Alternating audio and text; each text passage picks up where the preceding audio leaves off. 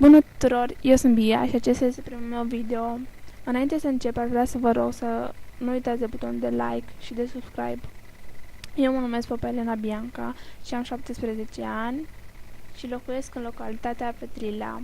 Pe acest canal o să avem videoclipuri cu diverse jocuri și aș vrea să vă rog să-mi lăsați în comentarii despre ce ați vrea să facem în următor videoclip.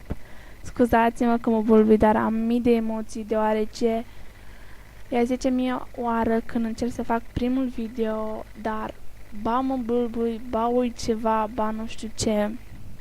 Sper să ne adunăm într-un număr cât mai mare de abonați și să ne distrăm împreună.